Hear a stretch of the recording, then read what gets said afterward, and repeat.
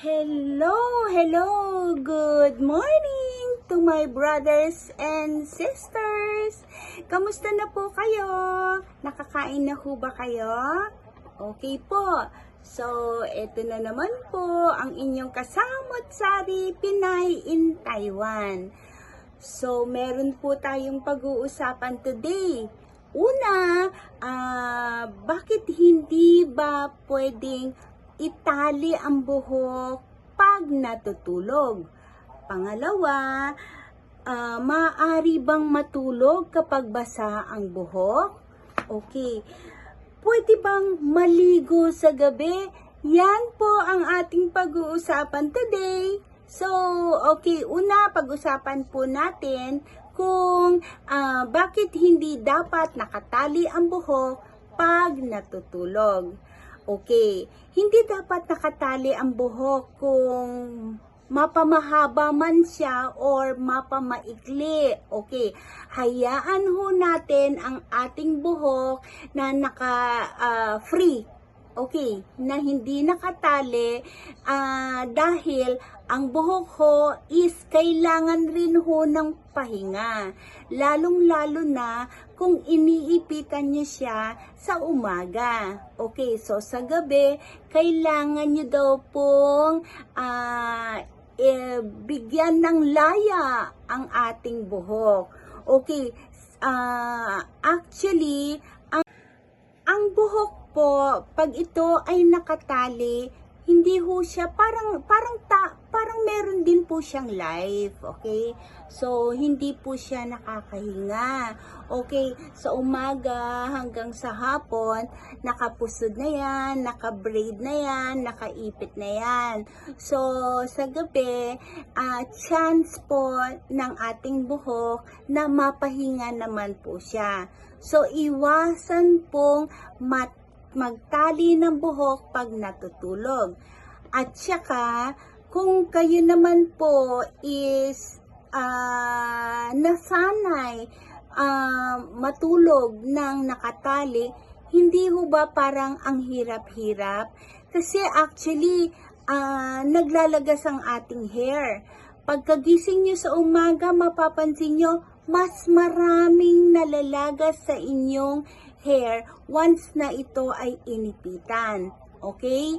So, it is advisable po na wag pong magtali kung tayo ay natutulog. Okay. So, maaari bang matulog pag basa ang buhok? Okay. Sabi ng ating mga lola, okay, wag daw matulog pag basa ang buhok. It's either pwedeng mabaliw, okay, pwedeng mabulag, pwedeng magkasipon, or pwedeng masira ang buhok. Lahat po yan ay wrong. Okay? Mali.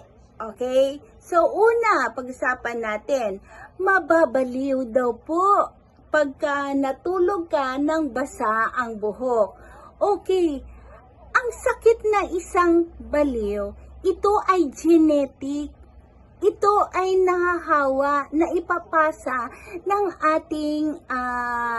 ating mga pinagmulan. So, wala pong koneksyon kung basa man ng ating buhok sa pagtulog. Okay?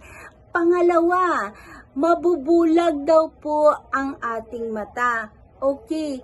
It's not true. Okay? So, ang pagbulag po ng ating mata ay dahil sa sakit. Maaring cataract or maaring glaucoma or meron pang ibang sakit sa mata. So, wrong. Okay po? Okay. Pwede daw pong magkasipon. Okay. Kung magkakasipon man, ito ay dahil natuyuan ka ng, kasi ang buhok syempre pwede namang umano sa ating katawan o ulo, natuyuan ka. Pero kaya nagkakasipon is dahil bumababa po ang ating immune system. So, yun po is wrong din. Okay?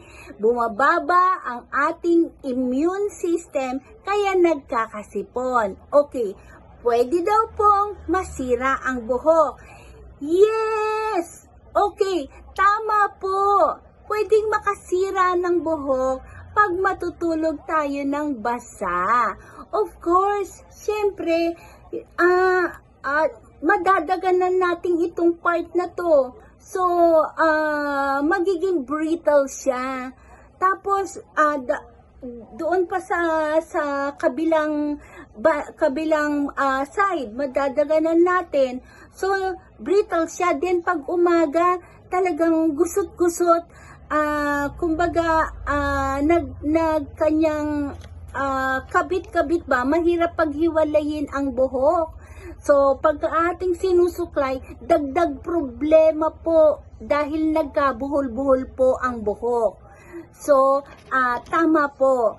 So, I advise na before matulog, magpatuyo muna ho ng buhok. Kasi nga ho, nagiging brittle ang ating buhok at pagising is sabog-sabog, buhol-buhol para maiwasan po natin ang dagdag paglagas ng buhok. Okay? Ang pangatlo naman, pwede ba daw maligo sa gabi? Okay. Ang sabi nila o ng matatanda, pag naligo ka daw po sa gabi is magkaka-anemic ka or mababaliw. Okay, mali po yan. Lahat po yan mali. Okay? So, magkaka-anemic. Ang anemic po is kulang sa iron. Kulang po siya sa iron, kaya nagkakaroon ng sakit na anemic. So, natakal na po natin, mababaliw. Okay, genetic po yan. So, hindi po totoo yan.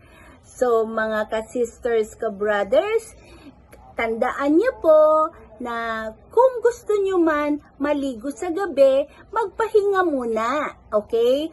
Mga 1 oras po bago matulog. Okay? Or kung kararating niyo lang, at least nakapagpahinga po ng 1 oras. Or, bago matulog, 1 oras ang pahinga. Okay po? Well, so, ayan po. Sana po nakatulong na naman sa dagdag kaalaman ng aking topic for today. Maraming salamat po mga ka-brothers and sisters. Sana ho nag-e-enjoy kayo sa aming mga topics. Okay po, kung meron po kayong gustong pag-usapan, i-comment lang po ninyo, ating pong pag-uusapan yan. Okay? So, ito na naman po, nagpapaalala sa inyo, ingat-ingat lang. Okay? So, maraming salamat po.